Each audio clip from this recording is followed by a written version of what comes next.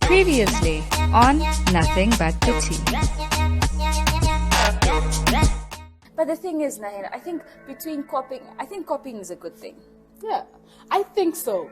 But copying and you taking somebody's literally. I think there's a difference between copying and plagiarism. Because if you plagiarize, like you're Maybe. taking it as is, but if you copy, I remember I read this one quote by this other artist or whatever, where it was like copy until you find yourself. And David Bowie also said, he said, I know what you're talking about. yeah, all the art, the only art I study is the ones I can steal from. Yeah. I get it when you say Yeah. copying might be good because there is nothing new under Yes, the sun. I'm truly. convinced there is nothing new under the There sun. is, even the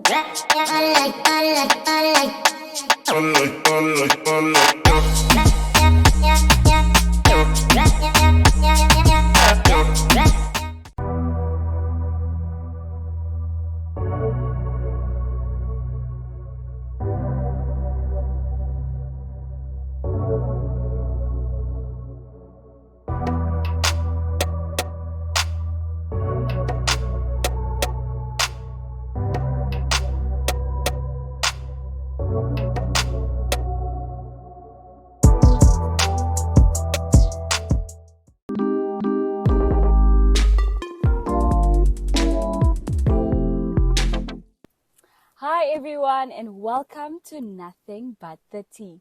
And today I'm joined by the lovely Lady Nay, aka Naledi Kunene, or vice versa actually. And we're going to spill some tea on intimacy because we know julle hou van stories. Mos. Nog altyd.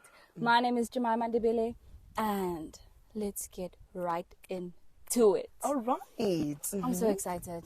Thank you so much for having me, darling. You know it's a pleasure. It's a pleasure. It's always peace and love and pleasures. Always. Zen. Yeah. So, to get right into the conversation for today, which is, really an honest and open conversation about intimacy, because that is exactly what we like here, Nothing But the Tea. We like to have hot tea.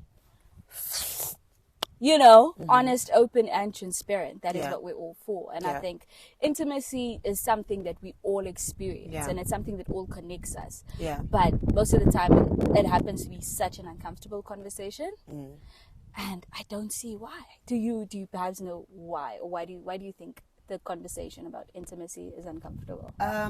Okay, so what do you do to everybody? Yes, Lady Nay, that was correct. That's me. And so to answer your question, Jay, I would like to say I think people are very uncomfortable with having this conversation on sex because we did not grow up having that conversation or having had that conversation with our parents.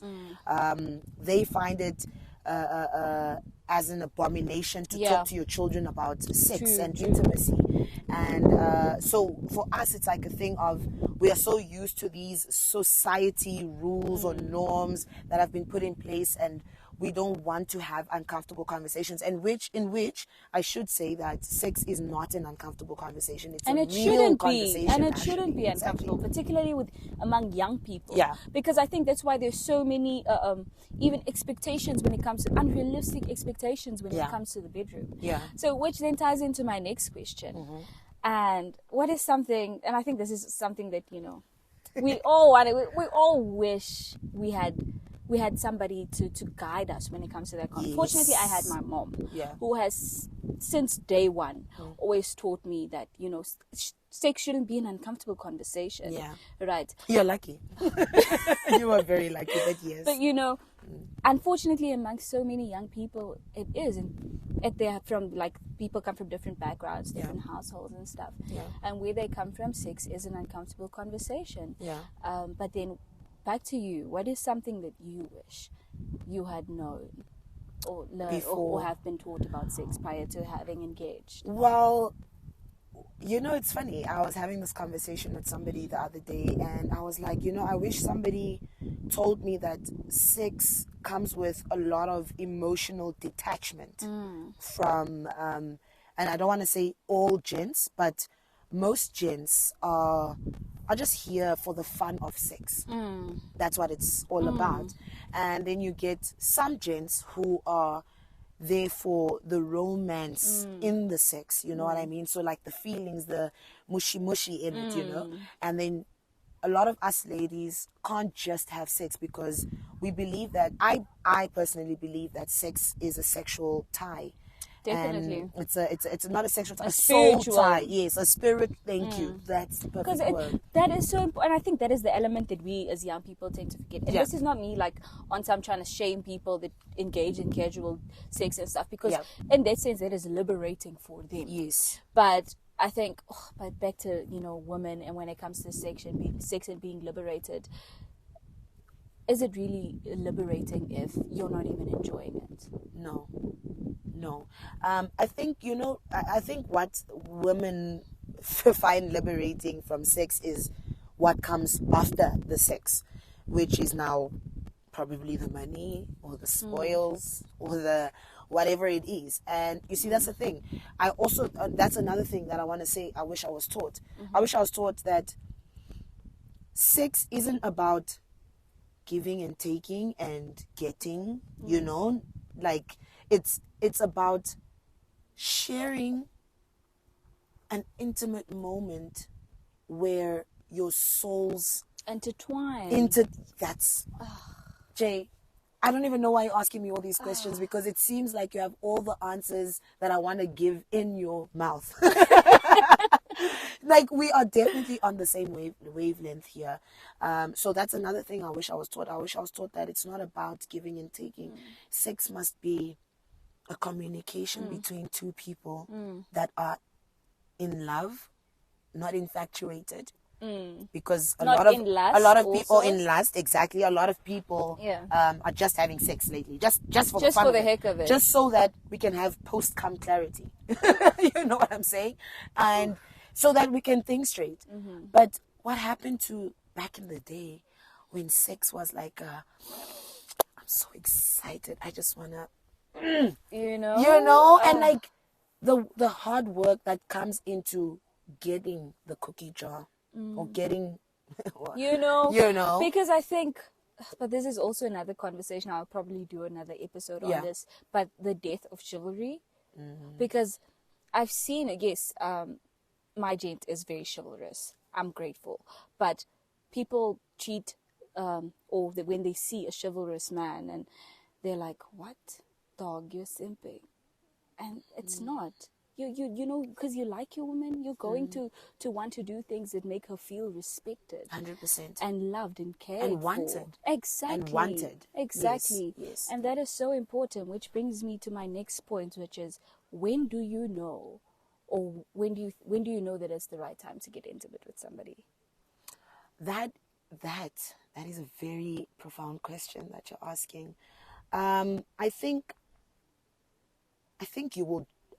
think the best answer here will be, you will always know. Sometimes it's the first time you meet this person and you definitely know that this is the person I want to be intimate with for the rest of my life. Dog, I want to be in your skin. Like, for the rest of my life. You know what I mean? And then there's some people where you want to learn. You still want to get to know. And when Lady Nay knows that this is the person, I would have definitely been sexually attracted to her intelligence first. Oh, so you're sapiosexual too? I'm a sapiosexual girl. I'm a sapiosexual girl. Girl, put it I there. need to be attracted to your intelligence. Yeah. I need to be able to have a real conversation with you. I don't want to have sex with you and right after sex it's just yeah, ne? yeah, ne? That happened. Yeah. Are you okay? No. I feel like in the bedroom, there should be no room for that awkwardness. Yes. Because we're deciding to, I think with choosing to have sex with somebody, you're choosing to open up your soul to that person. Yes. So it really shouldn't be a thing of, you're seeing the person is laying on your arm and you want to bite it off instead of waking them up, because what the hell, Yeah. you know? Yeah. It should really be that thing of, I I should be comfortable enough to communicate to, because the thing is, people also, the unrealistic expectations that come with it. I just want to have a conversation with you. Exactly. And After and before. During. Even during. Because people neglect their part so much. How do I expect you to know where the spot is if we've never done it before? Yes. You know, how do you expect me to know how you like it if we've never done it before? Yes. So you guys should be comfortable enough with each other to really communicate during. Be like, yeah, no, baby, to the left. Yeah, baby. Okay, I like it like Flip this. me like an omelet. You know? You know, you should be able to communicate that. Yeah. And if you can't, and if you don't even see yourself, and this really depends, but I would really, you know, say if you can't even see yourself being able to tell this person, treat me like an egg and flip me like an omelet, then, well, bruh, just go to your house. Or No, stay at this home. point. At this point. Just, So it's a waste. Another thing that I want to mention to you, Jay, is just to quickly go back to what I wish I got before losing my virginity. I really wish I got the education from my parents and not from school. Because at school, they are given a specific curriculum or whatever lesson plan on how to teach about sex. Yeah. But my parents have experienced it, and that's why I'm here. Truly. Do you get what I'm saying? Truly. So I want my parents to not say to me, don't find yourself in a compromising corner with the boy. Okay? But Because why? What will Exactly. happen if I'm in a compromising position with the boy? What could he possibly do? Exactly. You know what I mean? If a guy does this, what do I do? Do I push away? Did I enjoy the touch? If I enjoyed the touch, what do I do? Do I Parents, continue? talk to me. What, you know, like tell me, you know, how do I go about it safely? Exactly. You know, should I, or can, you know, is it a taboo for me to also carry around condoms? Yeah. But dog, it's not supposed to be. 100%. It's not supposed to be. You are going to engage. You are aware. And if you would like for that experience to be safe and fun, Just not? a personal testimony that I just want to add on to this is I almost lost my virginity to rape. And I was spiked actually here in Windhoek. I was spiked, and that's how I almost lost my virginity. And you know, I would have actually loved it if my parents told me that, okay, let's just say in a situation that you get raped and you don't want to have sex anymore. This is how you can go about it. What can you do in a situation like that? What can you, whatever? What are the steps to take if you, now let's leave the rape story. What are the steps to take to lose your virginity? What should I do? Give me advice, guide me. I really wish I had guidance from my parents. Because after that whole almost incident, I was like, this is not how I want to lose my virginity. And then I looked for somebody to take my virginities just so I can feel, what are these men or whatever looking for in a woman so much that they have to want to rape you? Do you get what I'm saying? So I really wish I was taught not to rush into the process, because I rushed into it first year. Rushed into it because already my parents let go of me, sent me to a whole other country and all of that. And I was just like, okay, this is my time to live my best. let me shine, baby. Baby, my friends are like, yo, it's nice here. And then I almost had a bad experience. And then that bad experience pushed me to want to know, what is it? Where is the pleasure? Where is it? And so, yeah, that's what I wanted to say. I don't know if I made sense, but I thought it would be relevant to add that point. That I would have loved better education from my parents. My parents couldn't even say the word sex to me. That's how uncomfortable it was. Yeah. But I think it also comes with, you know, that it's difficult for people from older generations to really understand that, hey, look, we actually need to have these uncomfortable conversations, things that they would then, you know, because the thing is, your child wouldn't think of it as uncomfortable if you don't make it seem uncomfortable. That's why talking about sex with my mom particularly, because she never made it seem uncomfortable. I never saw it as an uncomfortable conversation until I got out into the real world and I saw, but hey, look, people are actually uncomfortable when it comes to this thing, but everybody's doing it behind closed doors. Yeah. You know, it's like, what the hell? And I think with that comes also on the same conversation of intimacy, I think it's also important to talk about how you can start the process of getting intimate with somebody, physically intimate, engaging in the act of coitus, and want to stop midway. Yeah. Because particularly when it's with somebody you're dating, right? Because there's this misconception that if you're dating somebody, it can't be rape because you consented to the relationship. But still, it can be rape. Even in marriage. Even in marriage. As much as I consent to being with you, I did not consent to you being inside of me. 110%. You understand? And you don't have the right over my body. Exactly. Yeah. And I'm not obligated Yes. or obliged to engage with you. Yes. If I don't want to, I don't want to. 100%. And if you then forcefully enter my body or touch it or whatever, in a manner that I'm uncomfortable, exactly, then I will definitely regard it as sexual assault or harassment or rape. Exactly. And I think that is something that people really need to talk about as well, because it's not normal. People like, even this incident where one of the parliamentarians was like, yeah, it's not rape. It's not rape because you are married. Dog. What do you mean? Dog, what do you mean? Like, what do you actually mean? Whose body is it? Yeah, it's scary. It's really scary. And it's quite sad. Another thing, I keep thinking about things as you talk. Speaking about how sex is an uncomfortable conversation, and I say that in air quotes. I have a condition where, sometimes sex can be a little painful. It's a medical condition, and sometimes it can mess up your sex life, And it would be very nice if it would have been very nice if my parents had established that conversation with me. It would be easy for me now, if I'm going through some type of pain after sex, I'm able to go to my mom and be like, I experienced this during sex. What does it mean? Exactly. How do I go about this? Or how can I do it better so that I'm not feeling this pain anymore? You know what I'm saying? So definitely my advice to parents and us as future parents as well is let us learn to have uncomfortable, not uncomfortable, real conversations with our children that are yet to come.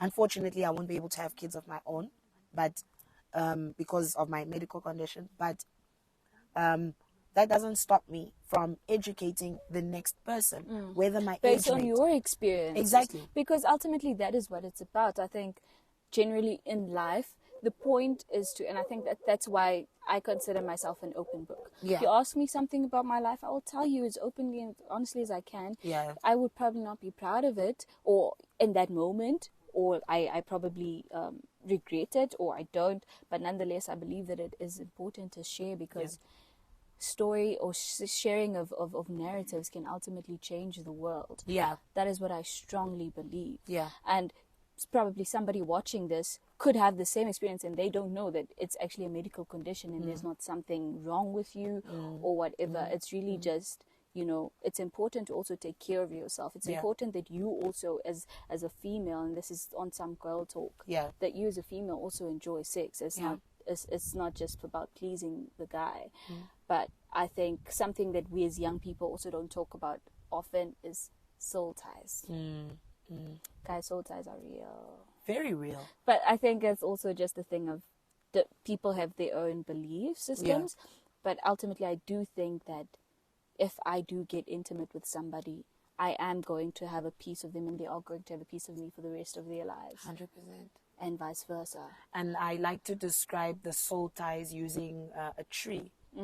So we are the main branch. What is it called? That trunk branch? Yeah. Yes, we are that. We are the main. The trunk, yeah. Yes, trunk. And everyone that you have sex with is a branch. It's a branch, it's a branch, it's a branch.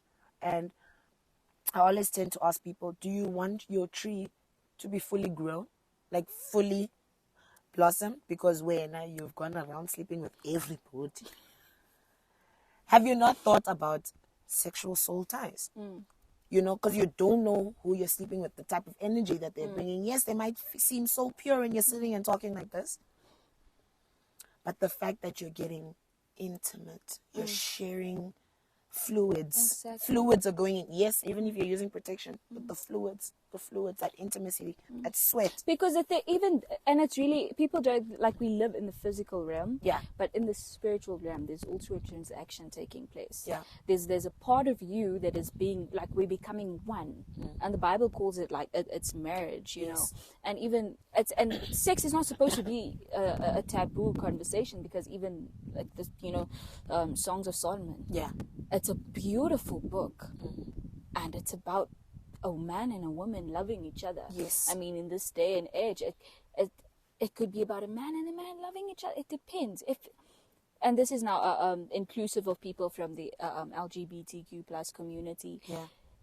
Soul ties are real, and for people that don't know what soul ties are, so basically when you have sex with somebody, there's a transaction that takes place in the spiritual realm where your soul then ties into the other person's soul, and you guys are basically then connected or intertwined for life. Yeah. And this could then result in physical ramifications as well. So say, for instance, when you're feeling sad, and you and we've been intimate, right? When you're feeling sad, I'll be able to, I'd feel off too. Yes. I wouldn't know why. So sometimes you find yourself being sad, or you find yourself being angry, or suddenly being happy, and you wonder why. Or your emotions are just affected by something that is intrinsic instead of extrinsic, as it normally would have been. Yes. And these are the results of soul ties, and that's why it's so important that check yourself and the person that you're getting intimate with, because, dog, you don't know that I could have trauma that I have not healed from. 100%. And we get intimate, and then you're stuck with that as well. You're stuck with the pain, you're stuck with that suffering. And it's a never ending cycle, because now I'm going with my 10 people's souls here on my back, and I'm gonna, you know, so ultimately you think you've just had one partner, but because you have been with somebody that have had so many other broken people in their lives, you would then be stuck with their bullshit as well. The luggage. It's bag, and this makes me think of Erykah Badu's Bag Lady. I love You go break your bag. So let go of your bag, sis. This is real girl talk. Let go of your bag. Yeah. And because he ultimately Not your money healed. bag. Not your money bag. But your bag. Your trauma bag. Heal. Let go of your trauma bag. 100%. This was such an amazing conversation, and I think it is so important that we have more conversations like these, just to inform and share as well. And I'm so grateful that you felt comfortable enough to, you know, share your story with me, and your stories, because ultimately I believe your narrative as well can change the world. So from Lady Nay and I, sadly, we've come to the end of this amazing conversation. Yes. And we hope that you also took away something from it, because I definitely did. And this has been nothing but the tea fun on skin. Yes. Gila fun stories from me, Jemimah and Ndebele, and the beautiful Lady Nay. It's goodbye. Next week on Nothing But the Tea. Like I said, I think they're normalizing certain trends, and it's wrong. You know, you have to be your authentic self, no matter what people say. And I mean, it's okay to be your authentic self, girl. You were born with it. You know. Then again, it's also difficult. It is definitely. Oh, it's difficult. It's so difficult, because it's like you go into your bedroom and you look in the mirror and you have to tell yourself yes, yes, yes, yes. Exactly. And you go And in outside your mind, and you're like, no. and you in your mind as well. So it's a constant battle between yourself, and then you get to go outside and even fight with the world. Exactly. You know, because like you're telling yourself yes, and then all of a sudden the world is like, nah,